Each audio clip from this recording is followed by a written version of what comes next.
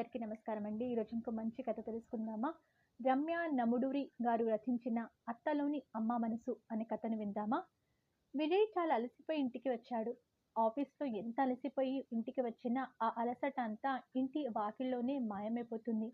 ఎందుకంటే ఇంటికి చేరగానే ఎదురు వచ్చిన తన భార్య మధుర చిరునవ్వును చూసి, "ఏమండీ" అంటూ ఎదురు వచ్చి చేతిలో ఉన్న ల్యాప్‌టాప్ బ్యాగ్ తీసుకొని కాళ్ళు కడుక్కోవడానికి నీళ్లు చేతికి అందించింది. ఆమెను చూస్తూ కాళ్ళు కడుక్కున్నాడు విజయ్. తుడుచుకోండి అని టవలిచ్చింది. తను మళ్ళీ తల్లిని కాబోతున్నానన్న విషయం భర్తతో ఎప్పుడెప్పుడు చెప్పాలా అని ఎదురు చూస్తుంది మధు. కానీ లోపల ఉన్న మనిషిని చూస్తే విజయ్ ఎలా రియాక్ట్ అవుతాడో అని కంగారుగానే ఉంది తనకి. ఎలాగైనా ఇవాళ అన్ని విషయాలు చెప్పేయాలి, అపార్థాలు అన్నీ తొలగిపోవాలి అనుకుంటుంది మధు మనసులో. మధు, నువ్వు డాక్టర్ దగ్గరికి వెళ్ళావా అంటూ ఏదో మాట్లాడబోతున్న విజయ్ పెదాలపై చెయ్యి ఉంచింది మధుర. మీరు ఏమి అడగబోతున్నారో నాకు తెలుసు. అన్ని వివరంగా చెబుతాను. లోపలికి రండి అని లోపలికి తీసుకెళ్ళింది విజయ్‌ని. లోపలికి వెళ్తున్న విజయ్ ఒక అడుగు వెనక్కి వేసి, ఏంటి మధు, తనిక్కడ ఏం చేస్తుంది అని కోపంగా అడుగుతున్నాడు. ఆ వచ్చిన మనిషి, నువ్వు వెళ్ళు, నేను మాట్లాడతాను అన్నట్లు కళ్ళతో సైగ చేసింది. మధు విజయ్‌కి సమాధానం చెప్పకుండా కిచెన్‌లోకి వెళ్ళిపోయింది. విజయ్‌కి చాలా కోపం వచ్చింది. ఏం? నువ్వు ఇక్కడ ఏం చేస్తున్నావు? మళ్ళీ ఏమి చేయడానికి ఇక్కడికి వచ్చావు? మర్యాదగా బయటికి నడు అంటూ ఆ మనిషి మీద అరుస్తున్నాడు. అది కాదు బాబు అంటూ ఆమె ఏదో చెప్పడానికి ప్రయత్నం చేస్తుంది. కానీ ఆమె గొంతు దుఃఖంతో పుడుక్కుపోయింది. ఆమె నిలువెల్ల చిగురుటాకులా వణికిపోతుంది. రెండు చేతులు జోడించి, నన్ను మన్నించు బాబు అని దీనంగా ముఖం పెట్టి అడుగుతుంది. ఎలా క్షమించమంటావు? నువ్వు చేసిన పనికి మేము కోల్పోయిన ప్రాణాన్ని నువ్వు తిరిగి తీసుకురాగలవా? నా మధు పడిన బాధకి ఉపశమనం కలిగించగలవా? అంటూ ఒక్కొక్క మాట తూటల్లా పెలుస్తూనే ఉన్నాడు. ఆమె నుండి ఎటువంటి సమాధానం లేదు. నీ వయసుకు మర్యాదనిచ్చి వదిలేశాను. అయినా మళ్ళీ నా ఇంటికి వచ్చే ధైర్యం ఎలా చేశావు నువ్వు? అంటూ విరుచుకు పడుతున్నాడు ఆమెపై. అతను ఇంకో మాట అనేలోపు మధుర కాఫీ తీసుకుని వచ్చింది. కొంచెం శాంతించండి. మీరు అనే మాటలు అన్నీ అనేశారు. ఇంక చాలు. ఇంకా పాపం చేయకండి. ఈ కాఫీ తీసుకోండి అంటూ చేతికి అందివ్వబోయింది మధు. అంతే, ఒక్కసారి మధు వంక ఎర్రబడ్డ కళ్ళతో చూసి తన చేతిలో ఉన్న కాఫీ కప్ విసిరికొట్టాడు. ఓర్పుకి కూడా ఒక హద్దుంటుంది మధుర. ఆవిడని నువ్వు ఎలా క్షమించగలిగావు? ఆమె ఇంకొక క్షణం ఇక్కడ ఉన్నా తను నా కన్న తల్లి అన్న విషయం కూడా నేను మర్చిపోతాను అని కటువుగా అనేసి తన గదిలోకి వెళ్ళి బళ్ళుమని డోర్ వేసేశాడు. ఆ శబ్దానికి కాంతమ్మ గుండె పగిలినంత పని అయింది. కొడుకు అన్న మాటలు ఆమె గుండెను చీల్చి బాణంలా గుచ్చుకున్నా తల్లి మనసు వాడికి ఏదో ఒక రోజు అర్థమై నన్ను క్షమించి మళ్ళీ నా దగ్గరకు వచ్చే రోజు ఖచ్చితంగా వస్తుంది అనుకొని మౌనంగా అక్కడి నుండి వెళ్ళిపోవడానికి బ్యాగ్ తీసుకొని 2 అడుగులు ముందుకు వేసిందో లేదో కాలికి ఏదో తగిలినట్టు అనిపించి కిందికి చూసింది. నన్ను క్షమించండి అత్తయ్య అంటూ నీరు నిండిన కళ్ళతో దీనంగా చూస్తుంది మధు. అయ్యో లేమ్మా, పైకి లే. వద్దమ్మా మధు, నువ్వు నా కాళ్ళు పట్టుకోవద్దు. నువ్వు వాడు సుఖంగా ఉండాలనే నా తాపత్రయం. నేను వెళ్తానమ్మా. వాడు జాగ్రత్త. చూడమ్మా, వాడికి ఎట్టి పరిస్థితుల్లోనూ నిజం తెలియనివ్వకు. తెలిస్తే వాడి గుండె పగిలిపోతుంది. వాడు నన్ను కాదు అనుకున్నా ఏదో రోజు మళ్ళీ నా దగ్గరికి తప్పకుండా వస్తాడు. కానీ జరిగిన ఘోరానికి నువ్వు కారణమని తెలిస్తే మాత్రం నిన్ను క్షమించడు.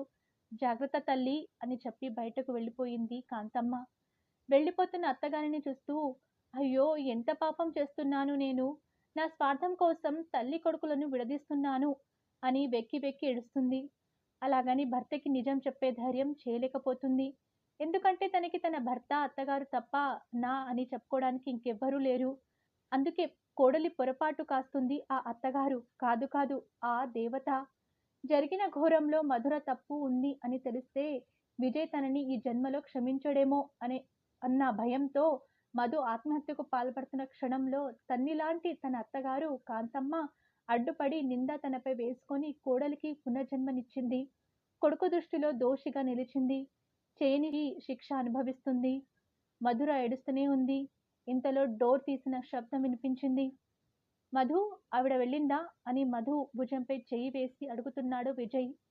మధు కన్నీళ్లు తుడుచుకొని వెనక్కి తిరిగి భర్త కళ్ళలోకి చూస్తూ, మీకు ఇవాళ ఒక నిజం చెప్పబోతున్నాను. అది విన్నాక మీరు నన్ను చంపేసినా పర్వాలేదు. కానీ ఇంకా ఈ పాపభీతి భరించడం నా వల్ల కాదు అంటున్న మధుతో, ఏమి మాట్లాడుతున్నావు మధు? ఏమి నిజం చెప్పాలి నాకు? అంటూ మధు వంక ప్రశ్నార్థంగా చూస్తున్నాడు విజయ్.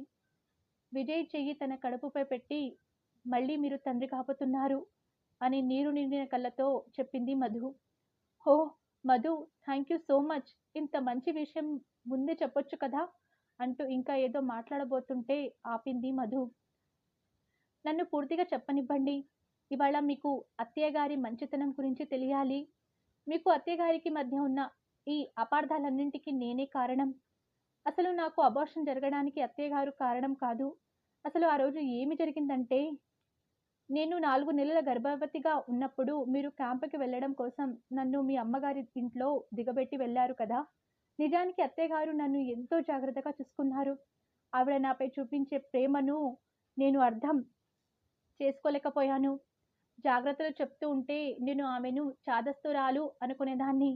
అస్తమాను సిగ్నల్ కోసం డాబా ఎక్కి దిగి చేసేదాన్ని. అలా చేయకూడదు అమ్మా అని అత్తయ్య గారు మంచి చెప్పబోతే అపార్థం చేసుకునేదాన్ని. నా ఆరోగ్యం, పుట్టబోయే బిడ్డ ఆరోగ్యం కోసమే కదా చెప్తున్నారు అనుకునేదాన్ని కాదు. ఆమెపై ఉన్న అయిష్టంతోనే మీకు ఆమె గురించి తప్పుగా చెప్పేదాన్ని. నా చేత పనులు చేయిస్తున్నారు అని, బరువులు ఎత్తిస్తున్నారు అని అబద్ధాలు చెప్పేదాన్ని. మధు చెప్తున్న ఒక్క నిజం విజయ్ మనసును ఛిద్రం చేస్తుంటే అతని ప్రమేయం లేకుండా అతని కళ్ళల నుండి కన్నీరు వచ్చేస్తుంది. మధు చెప్తూనే ఉంది. మన జీవితంలో చీకటి నింపేసిన దుర్ఘటన జరిగిన ఆ రోజు చాలా వర్షం పడింది. మీరు అప్పుడే ఫోన్ చేశారు. సిగ్నల్ సరిగ్గా రావడం లేదని నేను ఫోన్ మాట్లాడుతూ డాబా పైకి వచ్చాను. అప్పుడు సిగ్నల్ దొరికింది. మీతో మాట్లాడేసి నేను కిందికి దిగుతుండగా మెట్లపై నుండి జారి కింద పడిపోవడం వల్ల గర్భానికి దెబ్బ తగిలింది. కడుపులో బిడ్డ చనిపోయింది. ఆ రోజు నేను కొంచెం జాగ్రత్తగా ఉండి ఉంటే ఆ ప్రమాదం జరిగేది కాదు. వెంటనే నన్ను హాస్పిటల్కి తీసుకెళ్లారు. అబార్షన్ అయిందని డాక్టర్ చెప్పారు. మీకు ఈ విషయం తెలిస్తే మీరు నా మీద అసహ్యం పెంచుకుంటారేమో అన్న భయంతో నేను హాస్పిటల్ బిల్డింగ్ పై నుండి దూకి చనిపోదాం అనుకున్నాను. కానీ అత్తయ్య గారు నన్ను ఆపారు. జరిగిన దానిలో నీ తప్పేమీ లేదు. కొంచెం అడుగులు జాగ్రత్తగా వేసి ఉంటే సరిపోయేది. కానీ జరిగిపోయింది ఏదో జరిగిపోయింది. ఇక మీదట జాగ్రత్తగా ఉండు అని చెప్పబోయారు. కానీ పుట్టబోయే బిడ్డ విషయంలో మీరు ఎన్ని ఆశలు పెట్టుకున్నారో ఆమెకి వివరంగా చెప్పాను. బిడ్డని పోగొట్టుకున్న బాధతో పాటు మీరు నన్ను దూరం పెడతారేమో అన్న బాధ కూడా తోడై నేను కృంగిపోయేదాన్ని. అప్పటికి మీకు బిడ్డను పోగొట్టుకున్న విషయం చెప్పలేదు. మీరు క్యాంపు నుండి వచ్చాకనే చెప్పాలి అనుకున్నాం. మీరు క్యాంపు నుండి వచ్చేసరికి నాకు బాధతో పాటు భయం కూడా వేసింది. నేను ఊహించినట్టుగానే మీరు రాగానే నా దగ్గరికి వచ్చి, నీ ఆరోగ్యం బాగానే ఉందా? డాక్టర్ ఏమి చెప్పారు? లోపల బేబీ బాగానే ఉందా అంటూ అడుగుతున్నారు. మీకు ఎలా చెప్పాలో తెలియక నేను ఏడుస్తూ ఉండిపోయాను. కానీ ఆ రోజు అత్తయ్య గారు మీతో జరిగిన ఘోరాన్ని చెబుతూ తన అజాగ్రత్త వల్లే ఈ ఘోరం జరిగిందని అబద్ధం చెప్పేశారు. తనపై తానే నింద వేసుకొని మన మధ్య దూరం పెరగకుండా కాపాడారు. ఆ క్షణం అత్తయ్య గారిలో అమ్మ మనసు మొదటిసారి చూడగలిగాను. నా అహంకారం వల్ల ఇన్నాళ్ళు అత్తలోని అమ్మను ఎంత అపార్థం చేసుకున్నాను అని కుమిలిపోయాను. వెంటనే నిజం చెప్పేద్దామనుకున్నాను. అత్తయ్య గారు వద్దు అని సైగ చేశారు. తర్వాత పక్కకు తీసుకువెళ్ళి నిజం చెప్పనివ్వకుండా ఆమె ఒట్టు పెట్టుకున్నారు. ఆ రోజు నుండి మీకు ఎలా నిజం చెప్పాలో తెలియక మీ ఇద్దరిని దూరం చేశాను అన్న బాధతో కుమిలిపోతున్నాను. మీకు జరిగింది తెలియక దేవత లాంటి తల్లిని నిందించారు. అనరాని మాటలు అన్నారు. అన్నింటినీ భరించింది ఆవిడ. ఇవాళ నేను ఆమెను రమ్మని ఫోన్ చేసి పిలిచాను. మన జీవితంలోకి తిరిగి రాబోతున్న సంతోషాన్ని ఆమెతో కలిసి పంచుకోవాలని. కానీ మీరు చెప్పనివ్వలేదు. ఇప్పుడు కూడా ఆమె మీ శ్రేయస్సు కోరుకున్నారు. నా కొడుక్కి నిజం చెప్పకు, నిన్ను దూరం చేసుకుంటాడేమో అన్నారు. మీ అమ్మగారు దేవత, ఆమెని దూరం చేసుకోకండి అని భర్త పాదాలపై పడి ఏడుస్తుంది మధు. విజయ్ మధుని పైకి లేపి, ఇది నాకు ముందే చెప్పి ఉంటే ఇంత మానసిక క్షోభ అనుభవించేవారు కాదు కదా మధు. నువ్వు మా అమ్మ. నేను వెళ్తాను మధు, అమ్మని తీసుకుని వస్తాను అని బయటికి పరిగెత్తాడు విజయ్.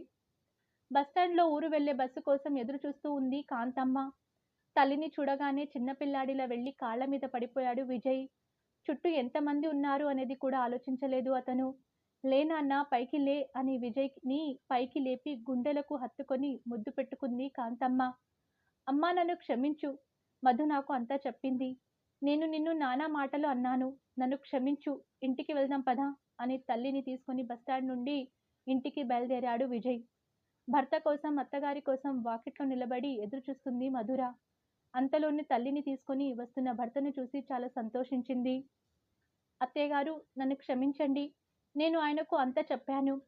ఇంకా నేను ఈ పాపభీతిని భరించలేక ఆయనకి నిజం చెప్పేశాను అంటూ అత్తగారిని హత్తుకుంది మధుర. ఊరుకో అమ్మా, అంతా మంచే జరుగుతుంది నీకు అంటున్న కాంతమ్మను ఇంట్లోకి తీసుకెళ్లారు విజయ్, మధురలు. కూర్చోండి అత్తయ్య, నేను కాఫీ తీసుకొస్తాను అంటూ లోపలికి వెళ్ళింది మధు. విజయ్ తల్లి కాళ్ళ దగ్గర కూర్చున్నాడు.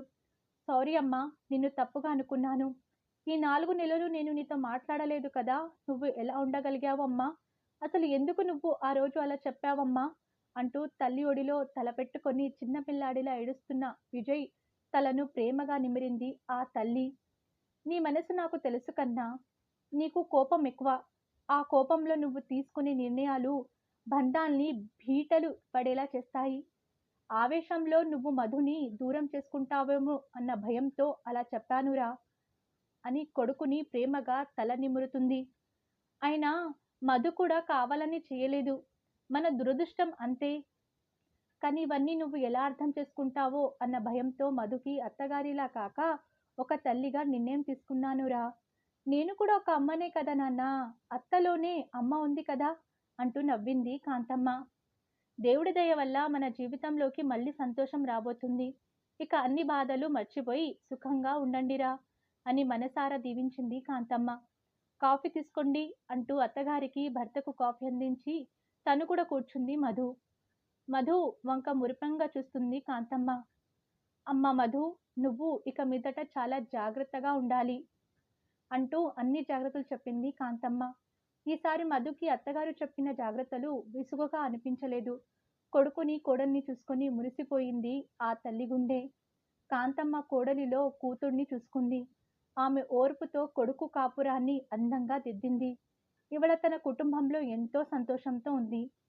కోడల్ని కూతుళ్లా భావించే ప్రతి అత్తకి ఈ కథ అంకితం. ఈ కథ నచ్చితే లైక్ చేయండి, షేర్ చేయండి. మరిన్ని మంచి కథల కోసం మన ఛానల్ని సబ్స్క్రైబ్ చేసుకోండి. ధన్యవాదములు.